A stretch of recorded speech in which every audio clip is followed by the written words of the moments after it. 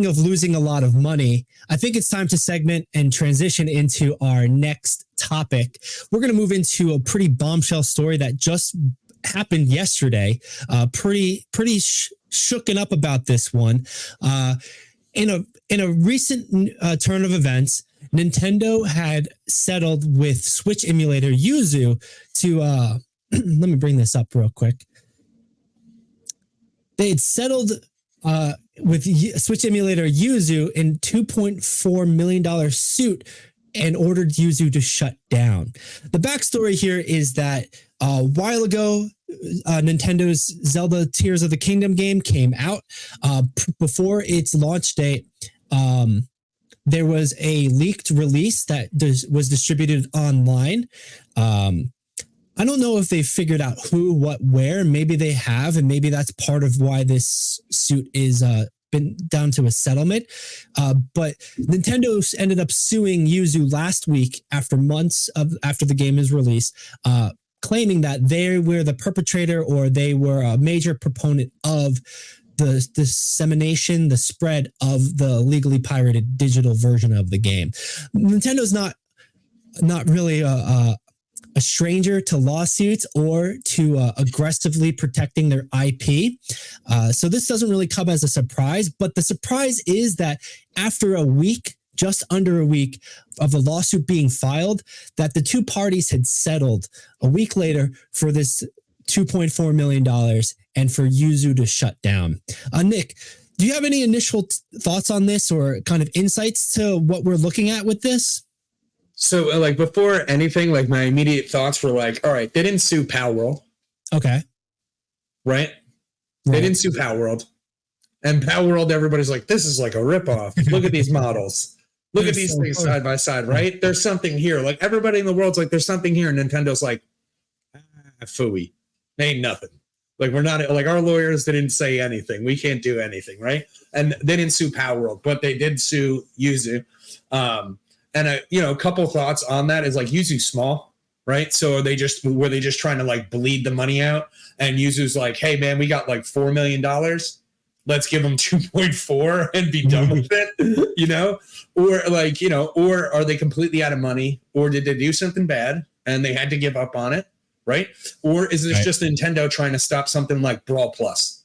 Or, one of their competitive games getting modded in a way that's better for the taking out tripping or something like that when they got in Brawl Plus that they did. Right. So, speaking of the Palworld, just to kind of go a little bit of a tangent, I love the memes of that. And it's surprising that this lawsuit sets a precedent. And I wonder what's going on in the background because you're right. They didn't sue Palworld. They also haven't sued Dolphin Emulator, to my knowledge, which has been an emulator that runs GameCube games, Wii games, and a lot of people use it for online competitive Smash because it has a better no loss packet, I believe. Their net code is fantastic by comparison to Nintendo's own and Ultimate. But back to the Palworld thing, real briefly, I love the memes for this. And like one of my absolute favorites, like this is everybody playing Palworld right now. It's like, so, Nintendo's got to be looking at the same thing. They got to be thinking, I'm going to sue this. And as a company who usually does get aggressive with their IP, would likely go after something like this for similarities. But ultimately, so far, haven't felt like they could. Well, it's probably something to do with the fact of like, a lawyer goes like, hey, what's your base, oh my God, I can't think of his damn name right now. Lucario? Yeah, Lucario, right? Would you base Lucario off of? Anubis? And it's like, hey, Palworld, what'd you get this guy from? It's like, yeah, Anubis. We went with Anubis. Like, what do you want from these guys? Usually in it's like there's Thors everywhere, right? Like, it doesn't really matter. Like, usually in those lawsuits, they have to look at the code and they'll see like very similar or copied code. And that's hard to prove because you have to get access to the code. I know there's been a lot of other games that have been plagued by it, but like that's usually the litigiousness that has to happen. And I'm sure Nintendo is probably coming through right now with Palworld. But I think this really, really, really spotlights again how aggressive that Nintendo can be with litigation. And then also just precedent. Like, why are they going after Yuzu now and not Pal World, or maybe they are in the background and stuff, but like I think it kind of might show their hand a little bit more for this lawsuit. And that's the interesting conversation I want to talk here, because ultimately this impacts esports, because you have one company, a Nintendo, owning one IP, getting to do whatever they want with it, which to a very large degree is their right, but there's some interesting gray areas that happen with this. Yeah, like depending on how everything like shakes out with the other lawsuit that like we're mentioning, that this is like a little bit connected to, which is like how much stranglehold can a company have over one of their IPs after they release it into the public, right? Like, can Hasbro come in and be like, you're playing Monopoly wrong? Like, they don't, it's the Parker brothers who own Monopoly, but but you didn't care, or you didn't even realize, but, like that might be something. And that's to go along with, Blizzard right now, and Activision getting sued over the rights of like Call of Duty and being able to have a Call of Duty tournament and everything like that. And so we're going to see some interesting shakeout when it comes to these companies with these lawsuits that are coming up. That's a fair point, because I think a lot of the control of IP is business, especially in a digital sort of sense, and how things can go open source. There was a recent story about a game called City of Heroes, if you're familiar with it, Nick, where the developer had shut down back in 2013, 2014 after struggling, but they got sued by Marvel, claiming they owned rights to all superheroes. It was a superhero MMORPG. They ended up winning that, but like it really hurt them. They ended up shutting down their servers not too long after that in 2013, 2014. And just recently, about 6 months ago, the official developer gave all the rights to the game, the licensing rights to run and operate a.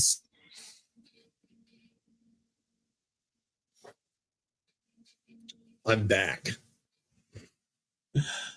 City of Heroes is great. They did give away the operating rights to a nice little fan-based community in order to keep the game alive, which is right.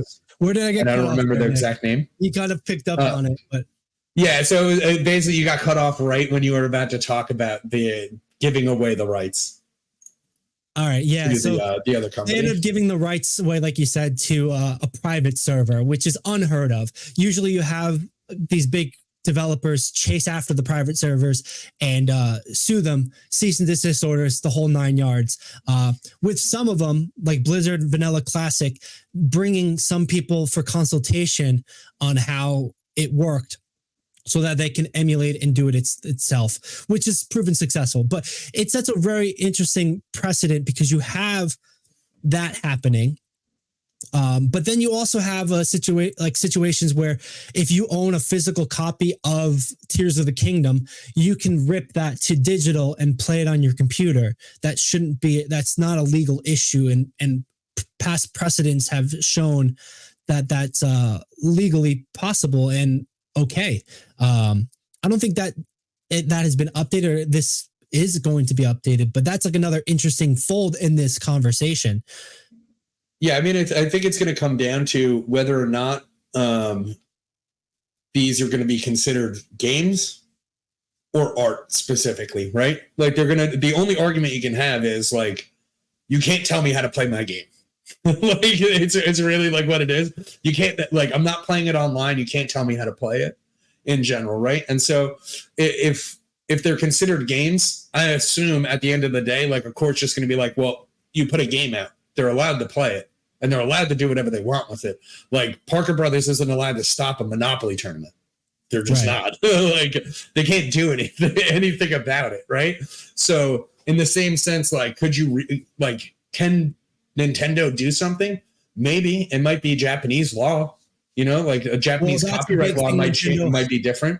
That is a big thing Nintendo hangs on. That Japanese law is more conservative towards companies and ownership in those IP ways. But that's a fair point I think you bring up, where if I bought a board game and I go to my friend's house and we play a tournament with 10, 20 people, the developer isn't going to come in and sue me and shut me down or cease and desist, even if I do that every week. Hell, even if I told you, Mr. Beast, right? He runs he does a specific board game tournament about a game called Dune that came out in the 70s, right? And he like loves this game. He's cracked out on it. He thoroughly loves it, and he does the only like world championship for this game. He invites everybody from across the world who are like the best players at Dune, and he hosts it, and then he plays in it, and sometimes he wins. But no one would even stop Mr. Beast just in general. But if he wasn't Mr. Beast, no one would stop. No one from the Dune thing would stop him from playing this game as like a tournament and raising awareness on the game. That's like I guess Nintendo thinks that they're just like their advertisement is good enough, right? And like some publicity is bad publicity for them. Yeah, they want to protect their IP from the sketchiness of some very interesting things. And like, we can talk about that with our next topic. We're not going to segment over that just yet, but more or less you can have a lot of individuals tarnish brands and tarnish situations or leagues or teams. And that's, something Nintendo wants to protect. And one thing to say on that though, is there's no background checks when you buy a game. Okay. And you can post your review of your game, regardless of your background. You could be a really bad person, right? Someone that no one even jail wants you to be, like, right? You could be a really bad guy. You could play Tears of the Kingdom and be like, I love this game. This game is amazing. Like, and Nintendo can't do anything. So like, again, no background checks when you get the game. So you can't really like say who's allowed to have it. Like it's just weird. Well, you're right, but like, then are you allowed to say the code of conduct and the terms of service, and you breaking TOS gives you like the legal authority to do X, Y, Z about it? That's where this all gray area comes in, and all those different aspects to the story, because this is also going to add a new precedent, a new fold to it, because like PC Gamer article here, their headline is saying it's an enormous blow to console emulation, which may or may not be the case, because we don't know what happened on the back end. If Nintendo caught Yuzu with a smoking gun, if Yuzu absolutely royally effed up, like they got caught with their pants down kind of situation where they had the ability to stop this dissemination of it or something. And I don't know if they're going to end up sharing all that because it was settled. Usually settlements will keep it low key, but it's very obvious Nintendo wants to protect its IP, and it feels a little contradictory to what Nintendo's been doing lately. And it's not totally, because it is very much in the the modus operandus of Nintendo, litigious company, protecting what's theirs, selling games for $60 20 years later kind of mentality. But like this past fall, there was a big uproar with Nintendo getting into the esports more deliberately. They put out these community tournament guidelines for the 3 different regions in the world. I know there's more than 3, but they just labeled 3: EMEA, North America, and Asia. All essentially said the same things, except having slightly different wording based on the laws in those regions. But more or less what this was, the big upset thing was, community tournaments and organizers, they had to maintain a nonprofit mentality. They had to make sure it was a low scale. You can see they can have 200 in-person participants or 300 participants online. And then they kind of kept the profit down, and like the collection fee controlled, and like saying the prizes can't be more than $5,000. This was a huge deal because Nintendo never had a hand in it, but they would always cease and desist these community-run organizations and tournaments. And really, they would impact the biggest ones, the Evos, the Summits, etc. Fighting game community famously hates Nintendo. I don't want to say hate. That's a very strong take, but they famously always have friction with Nintendo for that. As they should. Like, this thing screams, we hate esports, and go F yourself. On initial, look at this, $5,000. Who can be a professional at any Nintendo game that's competitive? You're making right. $5,000, like it's garbage. It's absolute effing nonsense. that's where the initial reaction ends up Look at being this wrong. 12-month period, no more than $10,000. That is the most insane nonsense. Burn Nintendo to the ground, man. These people used to make porn cards. They need to shut their mouths and let people play their games. It's so crazy. They used to make nudie cards, and they still do to this day. Make cards with naked ladies on them, and they're literally going to be like, no more than $10,000, guys. Get out of here, you pervs. Well, were they the ones who invented Rule 34 on the internet for these characters, I guess? I'm not even joking about the porn playing cards. Okay? That seems wild. I'm not. I believe it. Go look at it. Go for it. They used to only make playing cards, but anyway. You're right. This is not sustainable for competitive esports. This is to rein in small scale and not for profit, to make sure community is community. That's what this is. And that's what the initial take is. Because when we go down to the bottom after all these things that feels really bad for all these grassroots FGC community organizers and these passionate players and gamers, you get into these then tournament conditions where it basically says you may reach out to Nintendo and request a license to hold tournaments and hold things. You may get a license to use the press kits, the copyrighted materials, because that's another thing. You can't use a logo of the game. You can't use a character to promote the tournament. That is an illegal thing. And to a degree, that makes sense. But this is Nintendo coming in with their most open fist, but still giving the wildest slap across the face to these people. Look at this one sentence right there. Nintendo is not a sponsor or affiliated with the tournament, right? That sums up this whole thing. What thing do you know where a person is allowed to not be involved but still bark orders at you?